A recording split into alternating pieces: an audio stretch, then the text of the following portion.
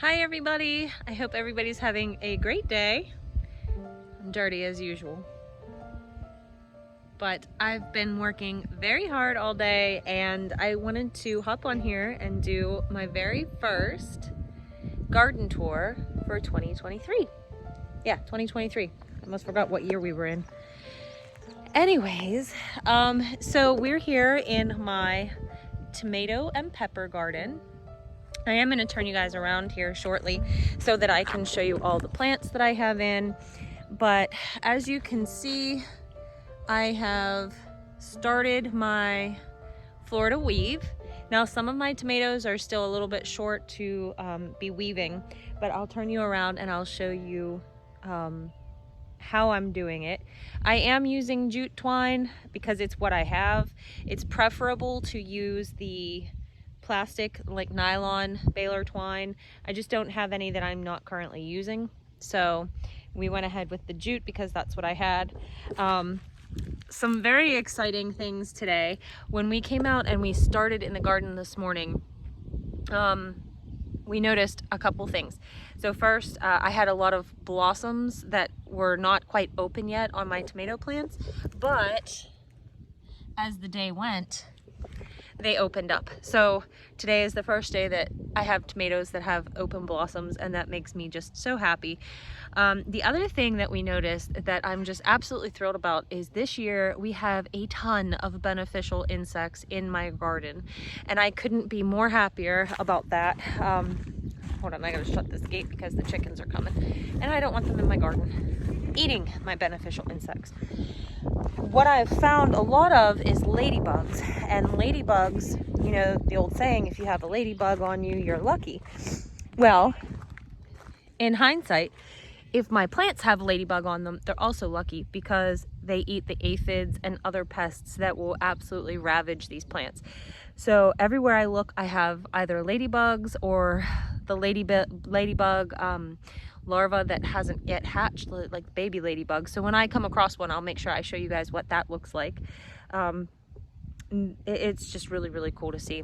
I also spent all day pruning my tomatoes and getting them into this Florida weave situation, which I will explain to you guys as we go. So let me turn you around so you can see how I prune my tomatoes. Okay, I'm going to show you the difference between these two tomatoes, this one here and this one. This one is actually a volunteer that I left be because it was kind of in the row. If I had $1 for every tomato plant, volunteer tomato plant, see like this little guy here that I had to kill, which I feel terrible about, but if I had $1 for every one, I would be a very wealthy woman. I don't even think I needed to plant tomatoes this year. I probably had more volunteer tomato plants that I ripped out than I even planted, which is actually saying something because, well, we have tomatoes for as far as the eye can see. Anyways, so this one's a volunteer. If I remember correctly, this should be a blue beech or a blue beech hybrid, which was a sauce tomato, but I had so many plants in here that it probably cross-pollinated and is some sort of a hybrid of the blue beech. This guy I did not prune in the greenhouse, and as you can see, he has one lovely stalk, which is quite thick. It's a nice, healthy tomato.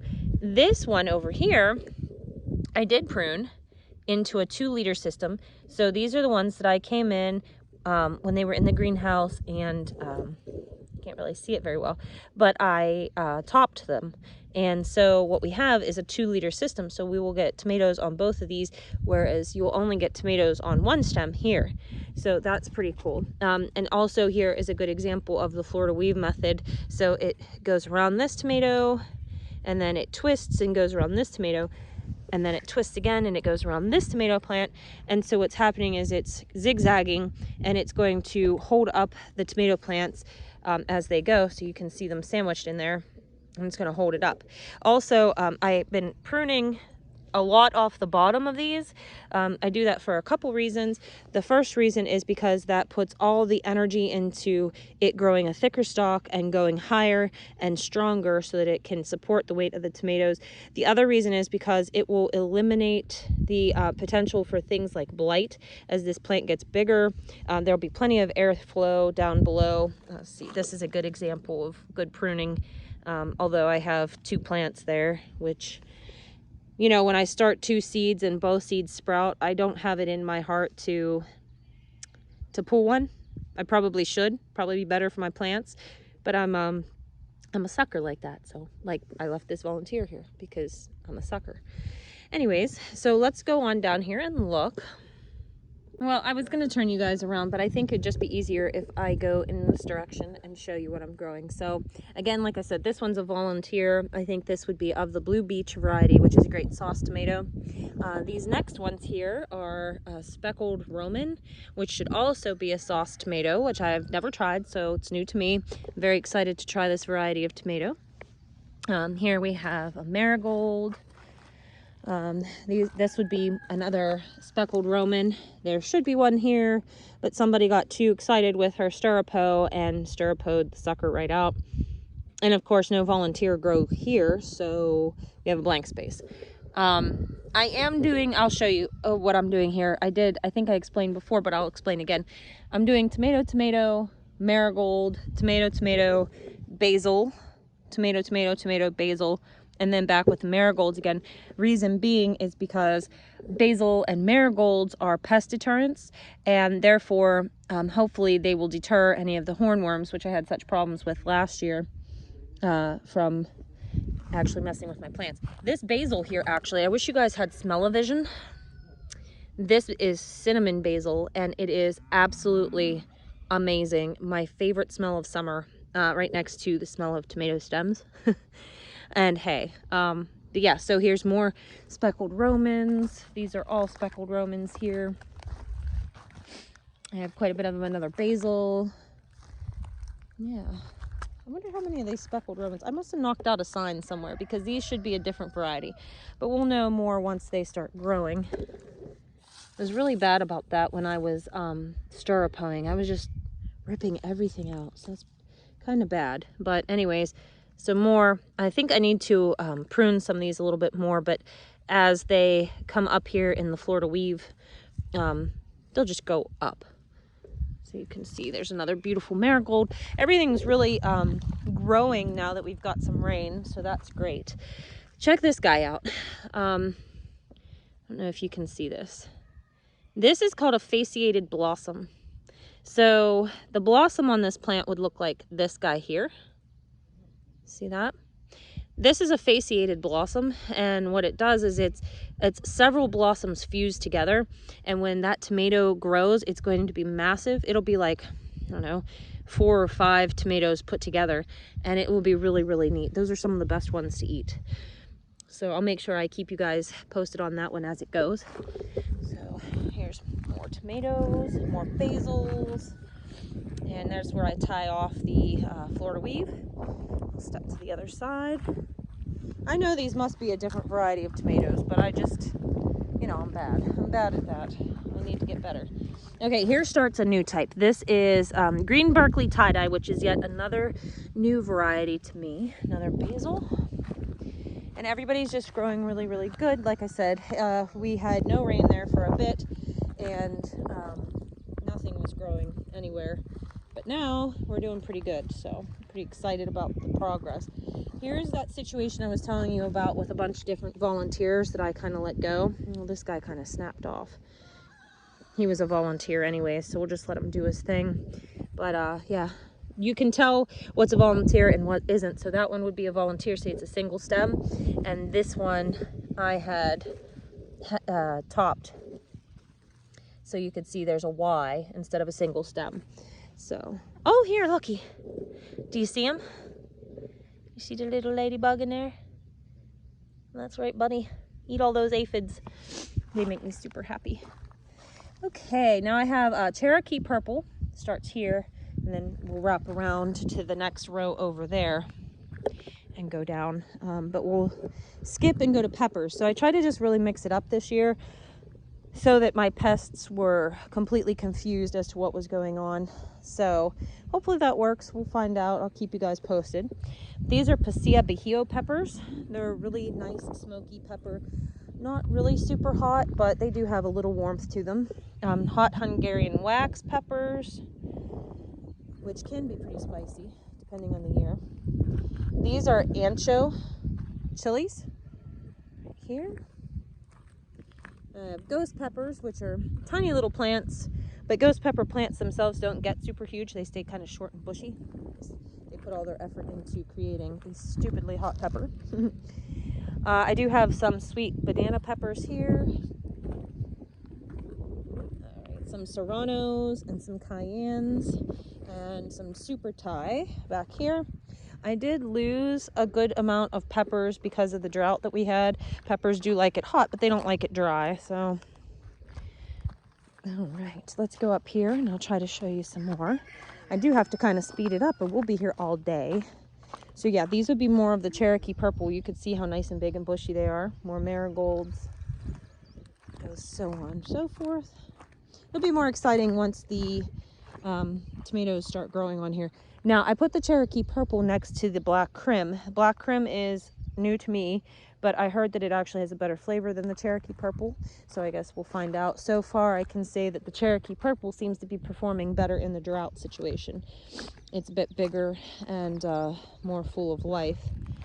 So we'll step through. This would be more black crims. Okay, now I have some San Marzanos, which is another paste tomato. And you can see the marigolds mixed in and the basils.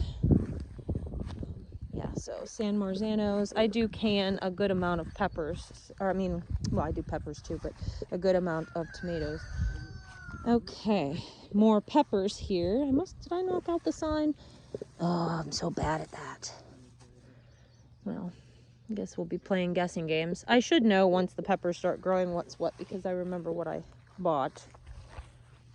I think these should be jalapenos up here, is what they should be. Oh, here's a sign. Oh, here, habaneros start here. I know that sign must be up there somewhere, but I'm pretty sure those are jalapenos. So, oh no, they're not jalapenos because the jalapenos are here. Oh, brother. And then more sweet banana peppers, just a couple here. And these are corbachi, which is new to me. And these are corn de toro. So these are all sweet peppers over here. Step through. Look at the marigolds are blooming. They're so pretty. These ones down here, striped German tomatoes. Step over here to the other side. Solar flare, which I'm pretty excited about. I got all the really unique colors this year.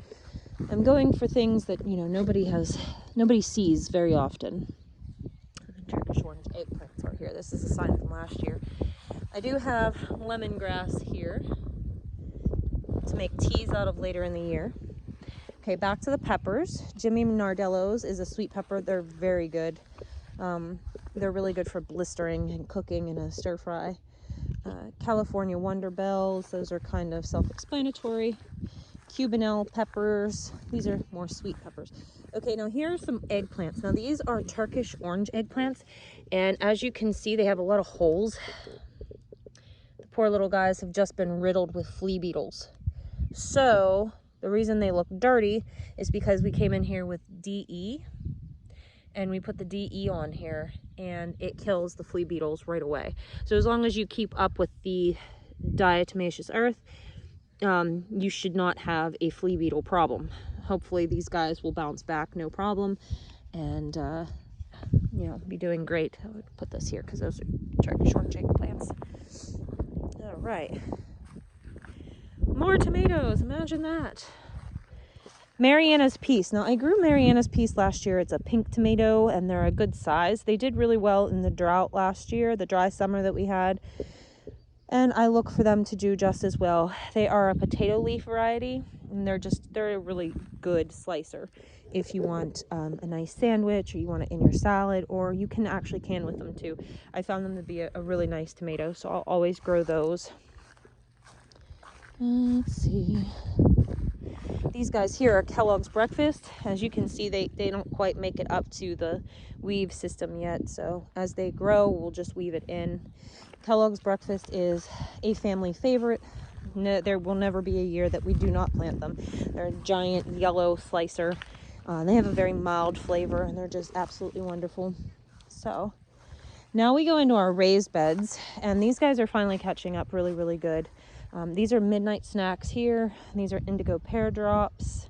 The midnight snacks and the indigo pear drops will be almost black with anthocyanins. So they're really, really good for you. They have a good pop of acid as well. Gold nugget. It'll be a yellow cherry tomato. It will be a more mild flavor. These are indigo rose tomatoes. It's just a different variety, and I wanted to try them. I really enjoy growing the different varieties and trying and experimenting with new flavors. So here's Wapsipinicom peach. It is also a giant yellow slicer, and people that like the Kellogg's breakfast rave about.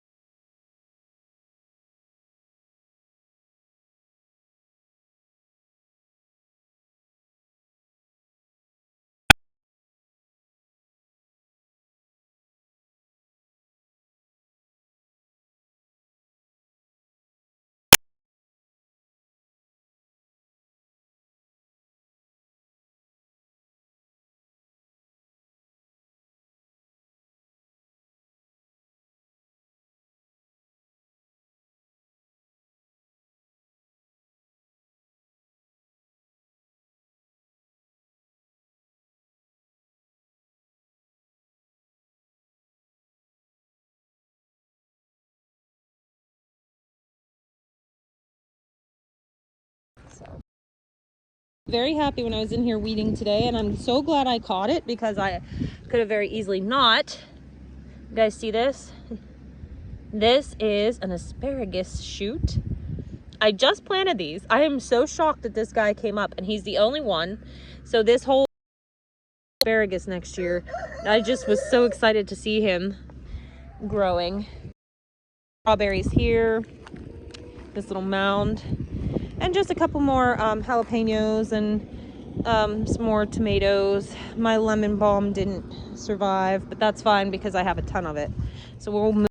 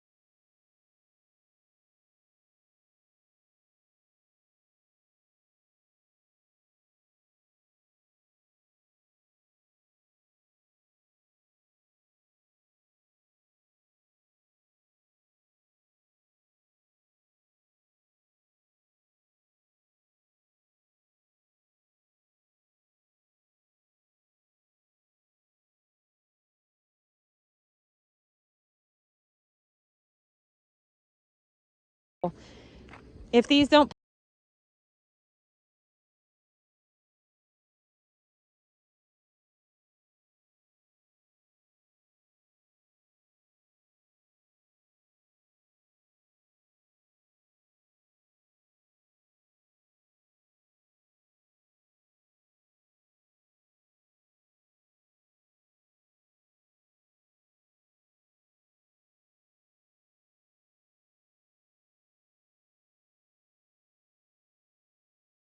I'm growing squash. I knew I was going to lose some of them.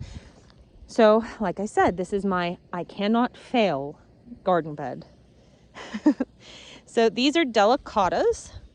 Delicatas have an orange flesh and they're cream and green striped. I've never grown them before. I'm pretty excited about them.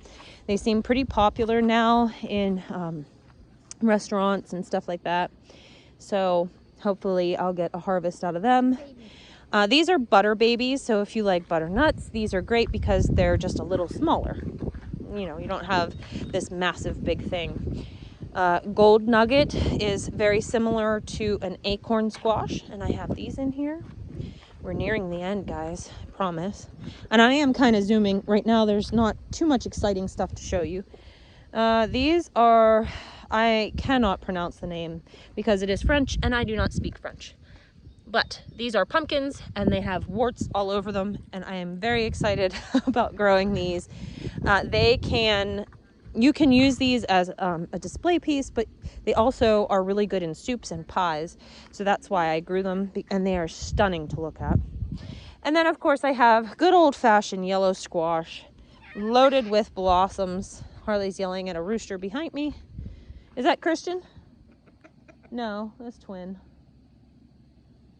He's walking right down the mound. Dinosaur stomping everything. Okay.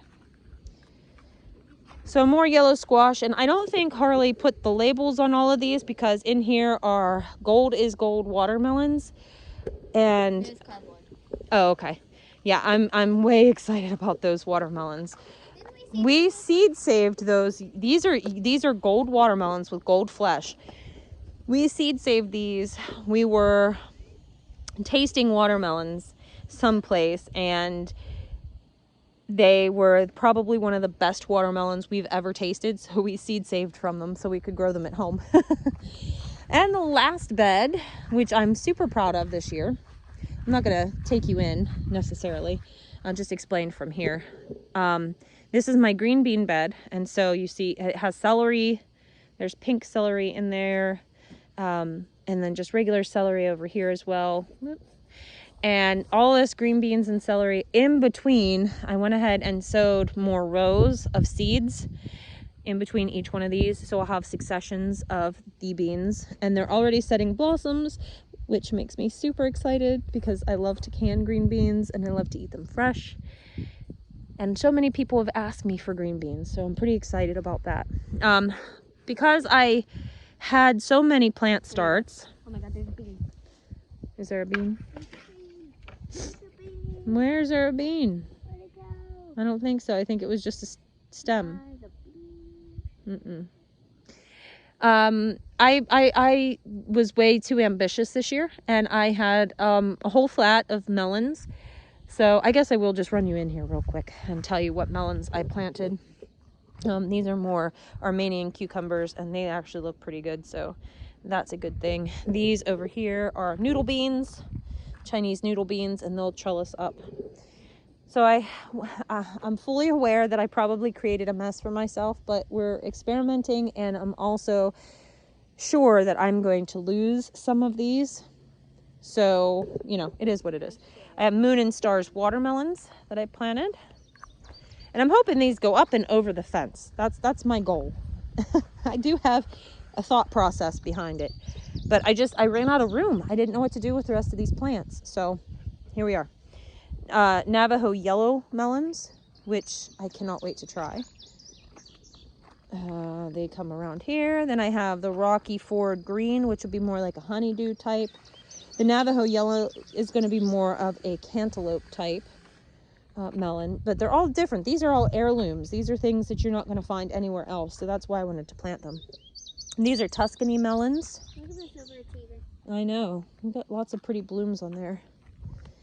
And oh, down here, I'm really excited about these. I hope they do well. These are banana melons. They're going to be so cool to look at. They're huge. They kind of give you the idea of a banana when you look at them, but they're 2 feet long, 3 feet long. They're huge. So I'm really excited to try those. And I think that's all I have as far as the melons go. Really quick, I want to show you. This is that pink celery. Isn't it beautiful? I can't wait till it gets bigger so I can eat it. I just think it's so pretty. But anyways, guys, that's going to do it for our first garden tour. I can't wait to do these consecutively. I don't know if they'll be every week or every other week, but we're going to try to keep you guys updated on the garden. I am just so thrilled with what we have going on right now. I'm thrilled that I've been able to keep up with it. I have a lot of help from this one. Yeah. And I'm